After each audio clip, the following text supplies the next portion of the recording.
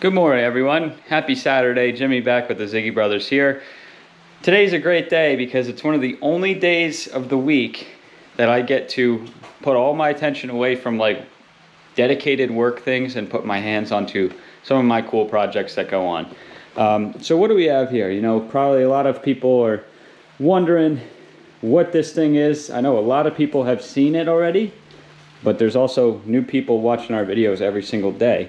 So this is a 1996 Ford Bronco. I've owned this truck for about 3 years now, and when I bought it, it was basically like an OJ Bronco white style with the original gas engine in it, and it had about 300,000 miles on it. Now, what makes this thing cool is that it's got a 6-liter Power Stroke in it now that I did the whole conversion and swap to, and it also is a dually, which is you don't really see that much happen with the Bronco with dual wheels, because I mean there's there's no need from like a functionality standpoint. You're not going to be towing huge heavy loads with this truck, but I did it because I think it's cool, and this has been a work in progress, and I had a donor truck that cut up and put all of the parts on this thing. But now a lot of people are probably wondering, why did I go with the 6-liter? Well, because it's cool, number one, and it takes a little bit more work. But once it's done, I think it's a very good engine, and that's what we're going to do today. I want this to be running correctly, and the swap overall was just, I had a donor truck that basically got for free, and I was able to put all the parts in. I didn't want to go common swap because there's too many people who do that out there. I wanted my build to be a little bit different. A lot of people have put commons into these things. A lot of people have put 7.3s into these things because 7.3 swap's a little bit easier. But a 6-liter swap is a little bit difficult because of all the electronics, number one, and mounting and putting the automatic transmission and all that crap, and welding in these heavy-duty axles in the front. I had to weld in a leaf spring kit for it to make it, because it's a lot more weight than the gas motor. Takes a little bit more work, in my opinion, than say an old body 7.3 swap, because all the electronics have their own spot on that and you can kind of work with it. And then a common swap is just a mechanical fuel pump if you're doing like a 12 valve.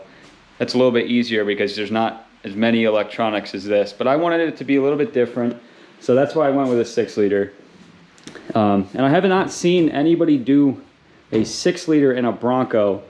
I've seen them do it in a pickup truck. I have not seen it in a Bronco, so that's why I wanted to do it. Anyways though, why am I working on this hunk of crap that it looks like right now? Why is it 2 different colors? Why is it even here is the question. Well, I already answered that. I like it. It's a unique build. I'm planning on taking it to shows and all that when I'm done with it. It's been a long work in progress. Like I said, I haven't had that much time to address the issues that we're going to today. So the main problem with this thing right now is a lack of boost, and there's no hood, obviously. So today we're going to fix the hood and possibly maybe some other things, but I don't know. I have the dually fenders. That's not going to be in today's video. But what's going to happen on this is, right now as it sits, if you look at the fender from like a straight across, you can see how high up the radiator is sticking. So the hood does not want to, when it's on, it doesn't want to shut. It's hitting the radiator. Obviously the hood stack is there. I'm going to get rid of that. But the reason is because this motor is a little bit bigger than what's supposed to be in here. There's a lot more parts, I want to say, taking up space. Like the radiator is way bigger on a 6-liter than, way taller than what's supposed to be in here. And it backs up almost to the firewall for it to sit. So there's no room for a downspout, which I'm planning on rerouting the exhaust back to the original way, down and out the back. No more hood stack. Had enough of it. It's too loud and it's too messy, and it blows all the smoke right into the window. Not a fan of it.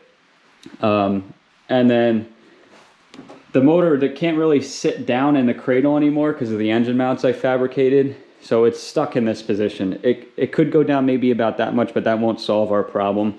It's going to be a little bit more work since it's already all in place. And switching out the radiator to the old body style one, like for a 7.3, is an option, but then I'm dealing with a fan shroud modification, a hose modification because the hose is already perfect. This is almost like how it's supposed to sit in a Super Duty truck. And we can't take the whole motor and tilt it this way. Like I said, there's no room because the transmission underneath is so big too that there's no room for it to go up any higher if we tilted the whole assembly down. It's just not possible. So we're stuck in this configuration almost. So what I'm gonna do is, rather than messing with engine stuff, I could probably do it if I dropped the engine, don't get me wrong. But I don't want to do that. It's a lot more work, and like I said, I did all this fabrication work, and I'm happy with where it sits, and I like how the drive angles line up and all that with the drive shaft. I want to pick the body up and leave the frame where it is. So we're basically going to be doing a body lift on this thing to come up 3 inches, which should be more than enough, solve all of my clearance problems, and the downspout for the exhaust should fit in there perfectly.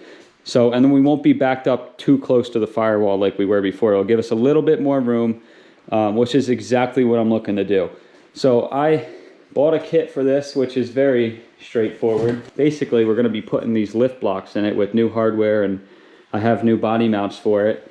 And we're gonna get this additional 3 inches to lift up, which is gonna be perfect. Like I said, the radiator should be perfectly fine. And I'm hoping the hood closes. It should be fine, which will be terrific. That's the plan with that. And then down the road, we'll continue doing a little bit of body work to it with the dually fenders, painting it black, and we'll be on our way with this thing and hopefully going to some shows with it. And it'll be a unique vehicle for sure. So then on the inside, I'm not really going to show you too much of it, but it's not finished. It will be finished when I'm ready to take it to shows, but that's a whole nother story for a different day. But let's get started with some good work here, and I'm gonna enjoy this Saturday because I love doing stuff like this on my own time. But if you guys like the truck, definitely give me a thumbs up, drop a subscribe if you want to see some more, and leave me some comments on what you think of it. Let's get to work.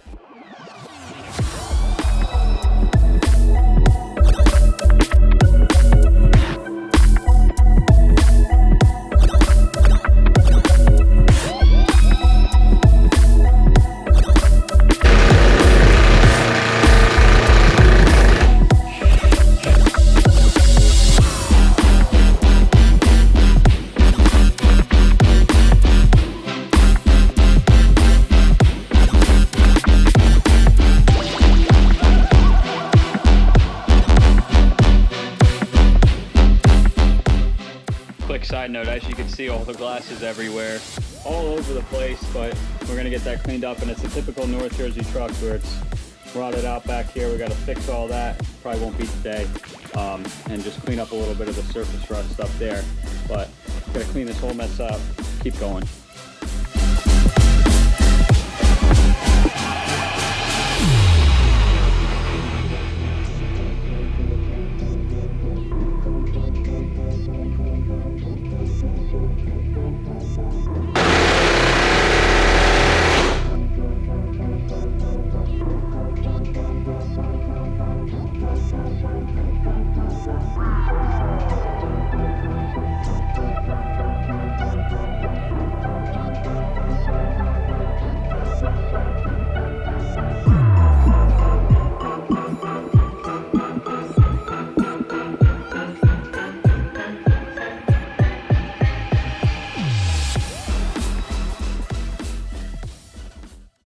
Alright, so the hard part of this is done. You know, this truck is how many years old now? 96 to 23, 24 now, so it's almost 30 years old. And you come look at these bolts that I pulled out, like holy crap. This one is considered in good condition because some of the other ones I had to get the grinder out and cut some of these because they send you new hardware with the kit. So obviously I'm not going to reuse this piece of junk.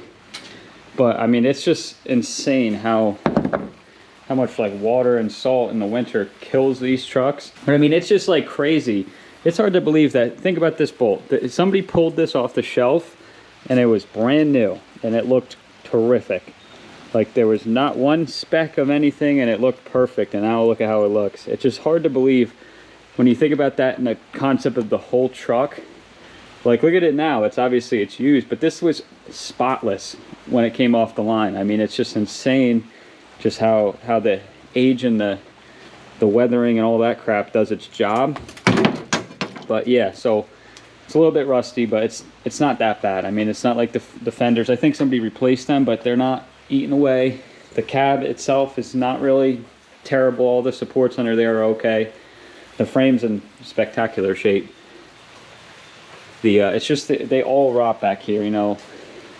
Salt gets slung up in there from the back tires, and it just sits and it eats this away. So this is going to have to be cut out and redone at one point, but that ain't going to be today. None of this other stuff is going to be today in terms of fixing rust on it.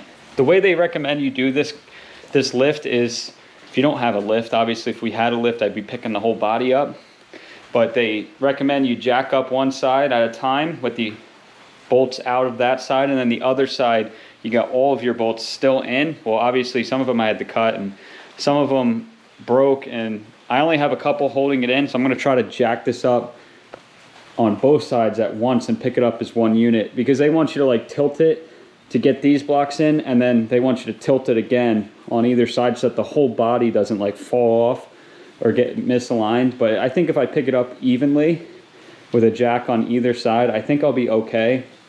But we'll just give it a shot. We'll see what happens. It's going to be a little bit of figuring out with these body mounts, but they do look good, and the bolts look brand new and they look great. So this will be shouldn't be too bad. Some of the mounts, like back in here, like I said, is probably not going to support the block that well, just because it's so rotted away. Like this one's really bad and that one's really bad. The rest of them are okay. They should take the block fine. But I'm not doing any rust repair because I'm going to be lifting this eventually. Because we're getting a lift soon, stay tuned. We're going to have our whole situation figured out for doing all this hard stuff. I'm just going to put them in, and if this back one doesn't bite, that's fine. I'll leave it. It doesn't matter, because it's just going to be, it's not going to be road ready quite yet, so I can come back and revisit that. All right, so the next step is I have a jack on either side of the cab. I'm actually, instead of working it side to side, like doing the driver's side first or the passenger side first and tilting it left and right, I'm going to do the whole front first and basically tilt the body up, and then we'll do the back second, since the back is in rougher shape with that one cross member I was showing you. This cart has a lifting capacity of about 1,000 pounds, so I think it should be able to lift it. And then with the jack on the other side, I'm just going to have to go back and forth and lift this cab up. I think I'll have no problem doing it. Hopefully there's just not stuff in the way.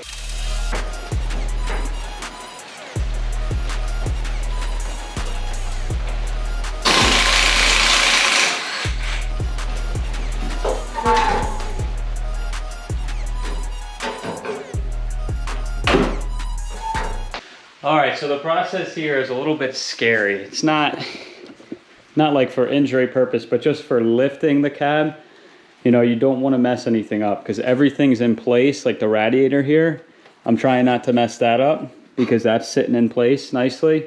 Don't want to puncture it because that's going to be the $300 that I don't want to spend, that I shouldn't spend. Everything has its own spot, so it's all got to be free when I'm pulling the cab up. I noticed that the first thing to really give me problem was the ground, because this is actually a bigger battery, but that should still hopefully work. We're almost there. I think we're probably 2.5 inches.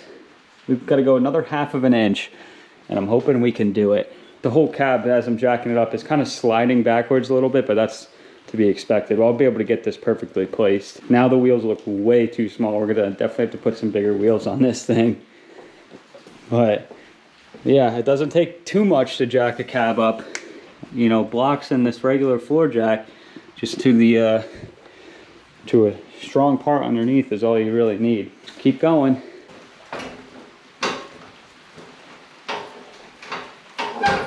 So I think I got it. Almost there. I think it's almost perfect, but look at how much better the radiator is. I mean, that looks perfect because the hood comes down and it will be able to latch. It's got a little bit of a burrow for the radiator, which is perfect.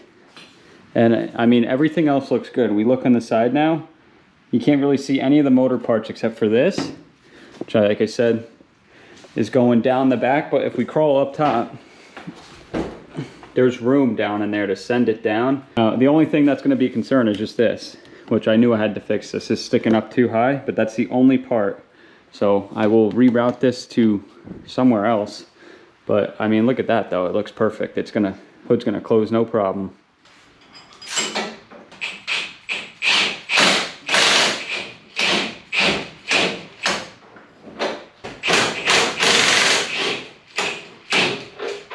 So roughly, this is what it looks like. I'm not gonna lie, it does look kind of weird because it's the cab is a lot higher up above the chassis, but it's what it is to get it done. But yeah, wow, the lift is insane on it now. It's way higher. But once I put the wheel liner back in, you won't be able to see much of the gap, so it should be okay. And like I said, we got the front up, but we're just gonna have to work the back at the same time now. All right, are you guys ready? Take a look at this. Look at that lift. Holy crap, this thing's up high. A lot higher than we started. 3 inches on top of the leaf spring kit that's in here is already dropped down. You can see how far it is. I think this is about a 6-inch lift on this, what it's supposed to be from stock. We're gonna need some bigger wheels. Yes, of course, we definitely will. And the back isn't as lifted, so it's a little bit squatted, but hey, all the people who hate on the squatters, the whatever you want to call it, the Carolina squat, I think it's gonna look good with wheels. And the back is not done yet with the lift blocks. Let me show you what I got.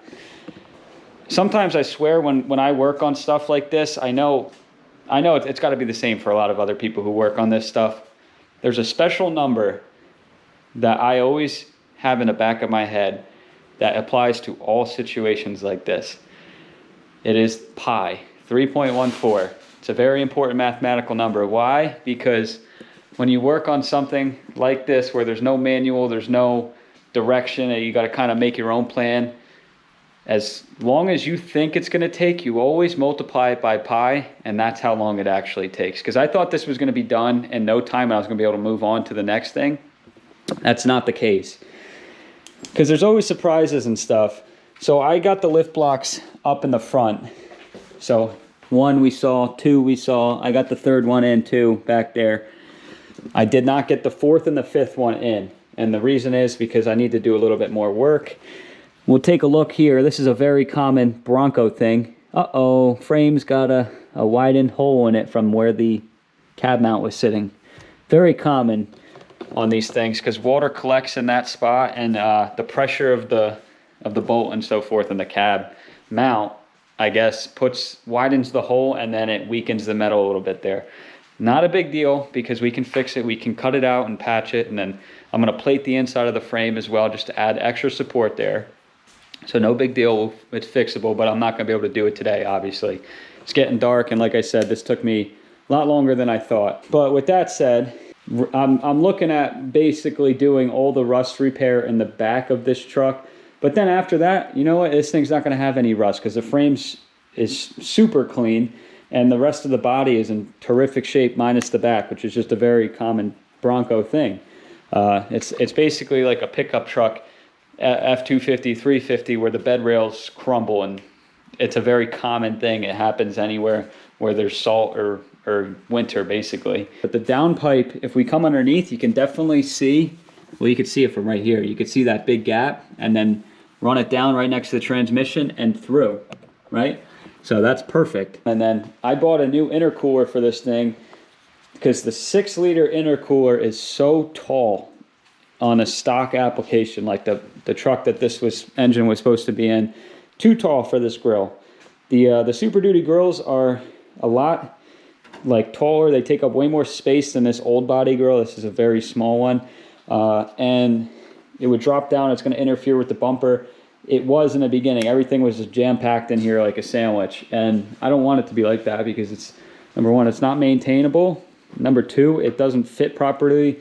And you could tell that it was just put together and there was no solid like intent or fabrication behind it. That's not, I don't want it to be like that. I want this to be almost like, wow, Ford should have designed this from the factory to put this engine in here. I want it to be like that, and it will be. So with that said, I am going to have to clean up all the tools in here, most of them, because it's always like an explosion goes off in the garage whenever you work on stuff. It always happens. There's tools all over the place.